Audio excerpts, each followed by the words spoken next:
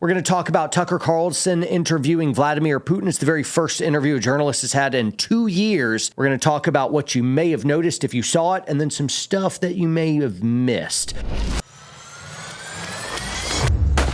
This episode is distressing, and we go down some pretty scary rabbit trails and say some pretty alarming things. Based on the data, I'm making, I think, very good educated guesses, and those guesses, which many of you would just call obvious facts, will not be welcome on YouTube. To that effect, certain sections of this episode have been edited out completely, and I hate it more than you do. Be that as it may, it is the right call. If you want the full unedited episode, you got to check out watchwpsn.com. That's watchwpsn.com. That's a good way for you to support us, and you can get the uncensored version of this. You're still going to get good stuff here on YouTube. We're going to bring it right up to the line. Lots of good stuff. Disclaimers over. Here we go. So Tucker Carlson has interviewed Vladimir Putin. It's the very first journalistic interview that's happened with Putin in a couple years.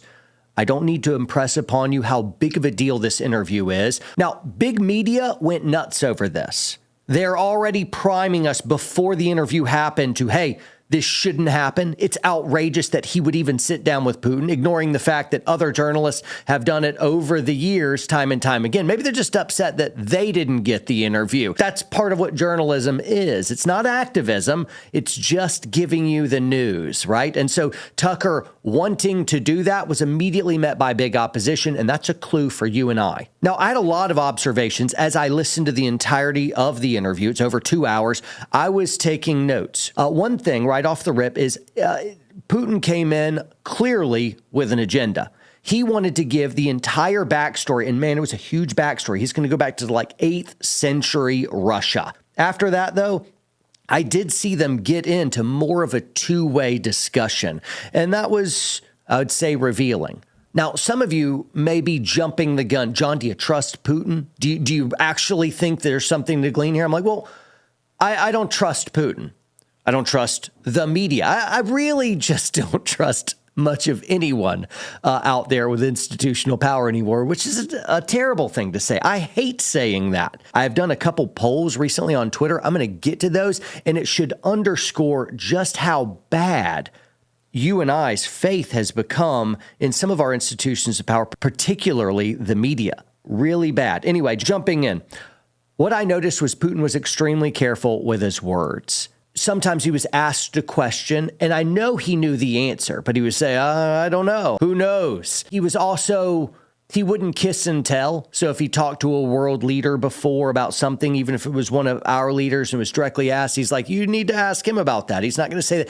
It seemed like Putin wanted to air a certain amount of our dirty laundry, but not copious amounts. And I wondered, why is that? Why not just throw us under the bus? Because the American people are poised and ready, angry with our leaders. Why not just put more fuel on the fire? And I think he was playing a very delicate chess match there so that he would be perceived as a good leader and a better leader than ours. He really came off kind of as a gentleman in some ways. He doesn't want to use harsh language. He doesn't want to kind of kiss and tell and reveal any deeper secrets. Now, I think this is optics. This is a smart man, incredibly sharp. That came out in the interview.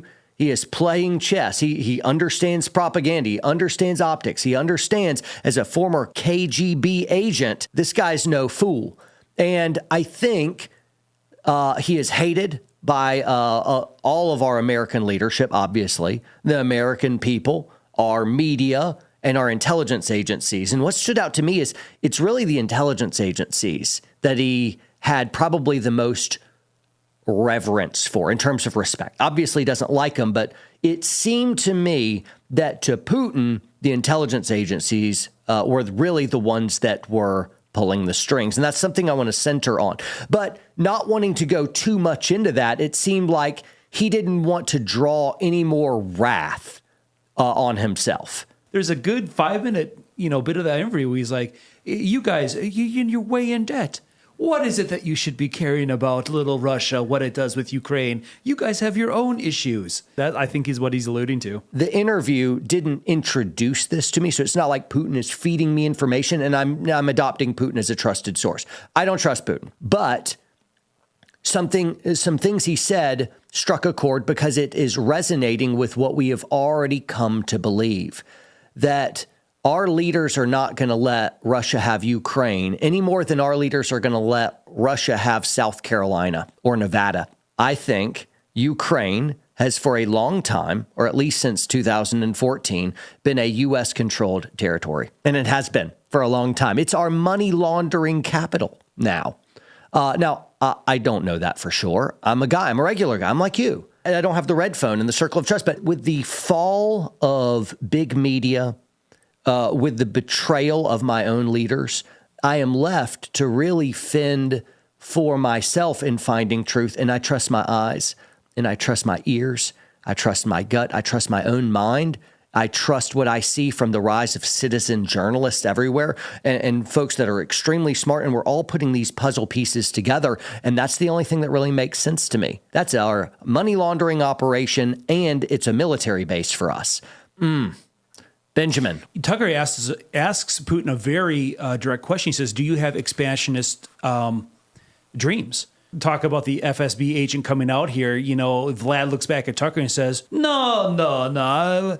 We don't have an expansionist. We don't want to. We just want what's ours. We are not looking to expand beyond Ukraine. We're not looking to go into Poland or anything like that. I mean, and the question is do you really believe Vlad when he says that he has no intention to expand in Europe? Because Russia has shown its past that they absolutely will take what they can. So, yeah. You know, I mean, part of it you could say that we're spending a lot of treasure over there is to kind of tamper down Russian expansion efforts. But like, I mean, on the military front, the state of Russia's military is not top notch. And so maybe they'll just focus on one, and that's Ukraine. And that's the breadbasket of the world. I mean, there's they're number 3 in the world for grain production in the entire world. Are they that high for grain? Really? Yeah, they absolutely are. And so that's pretty wild. So the issue of do you trust Putin? It's kind of like with this, I think you can get some information.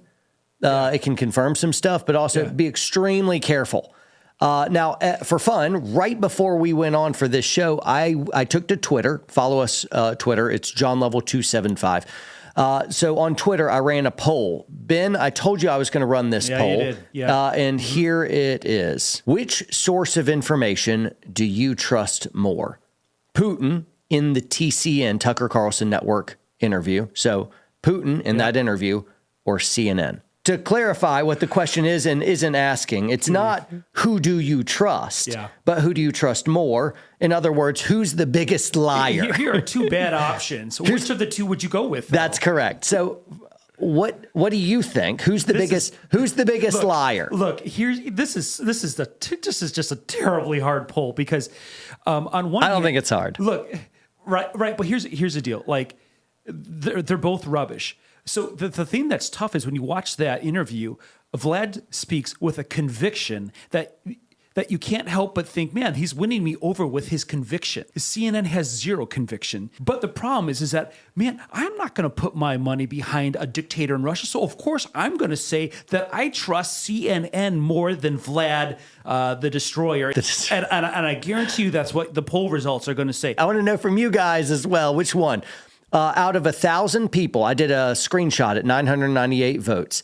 96% of them, that's 960 of them, said they trusted Putin more than CNN.